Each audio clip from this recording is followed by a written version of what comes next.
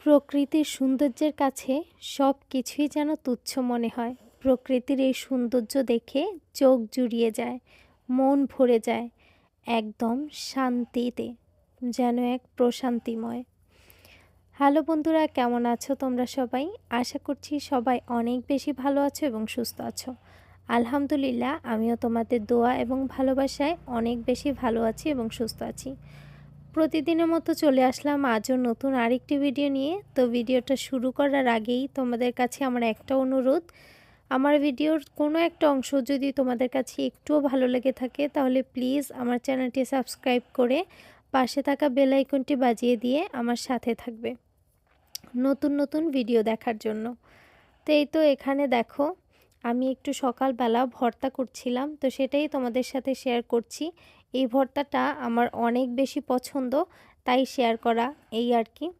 তো এখানে দেখো আমি পটল ভর্তা বানাচ্ছি। তো পটল ভর্তার জন্য আমি এখানে পটল কেটে ভেজে নিয়েছি তেলে।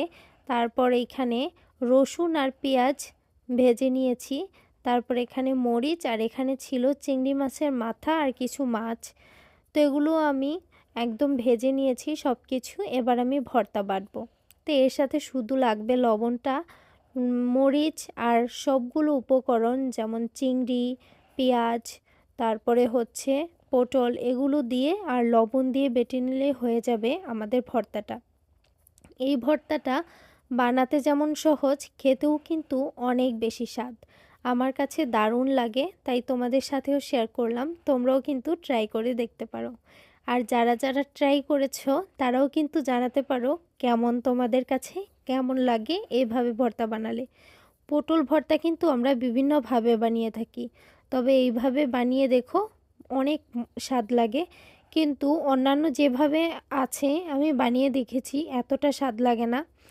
তো এই তো বানানোর পর দেখো, পাটাতে দেখেই আমার মনে হচ্ছিল কটা গরম ভাত হলে খারাপ হতো না, তাই ধোয়া ওঠা গরম ভাত দিয়ে একটু পাটায় ডলে খেয়ে নিচ্ছি।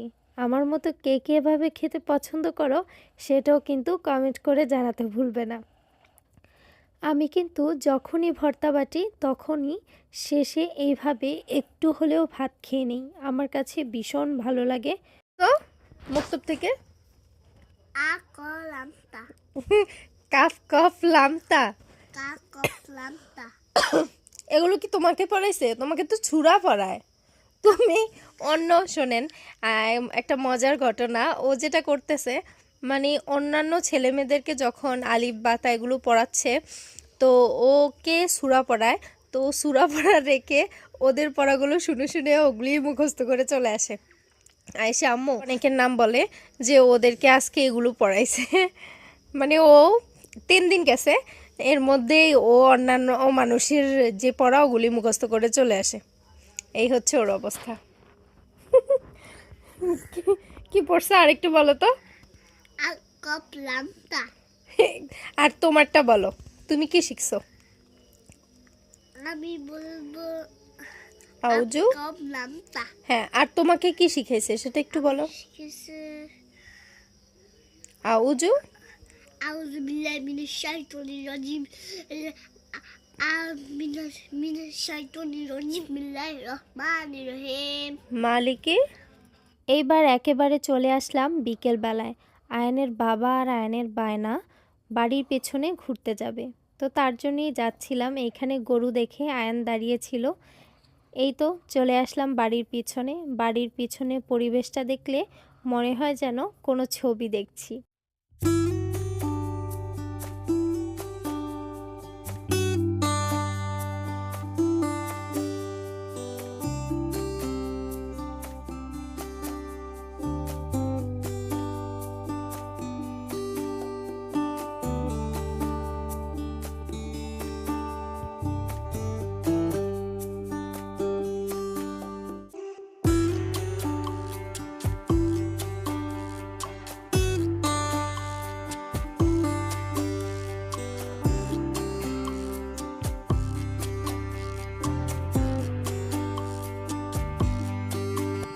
ওই যে বললাম না, বাড়ির পেছনটায় আসলে মনে হয় যেন কোনো ছবির চিত্র দেখছি, তেমনই মনে হচ্ছে।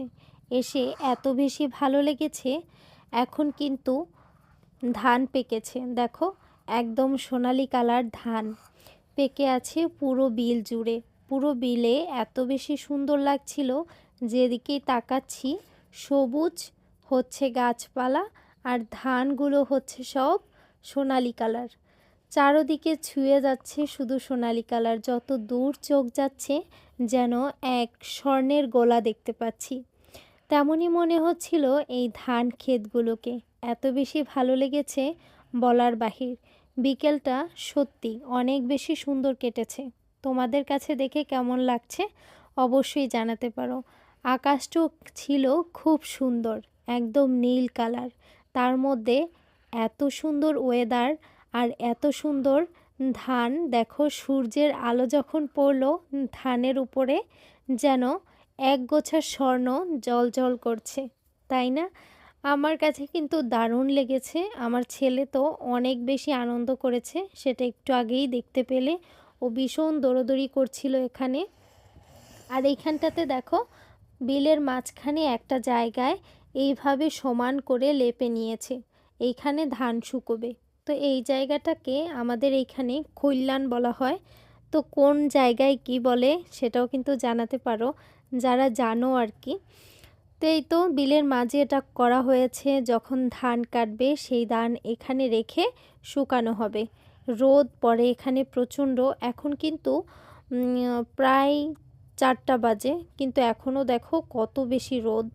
তো আয়ান এখানে কি করছে, ধান নিয়ে নিয়ে শুকোতে দিচ্ছে। তো এই তো দেখো আবার দৌড়ে গিয়েছে ধান আনার জন্য, এনে এখানে শুকোতে দিচ্ছে। তো এইখানে নাকি এখন আর রোদ পড়ছে না, তাই দৌড়ে চলে যাচ্ছে অন্য জায়গায় রোদে শুকাতে দিতে।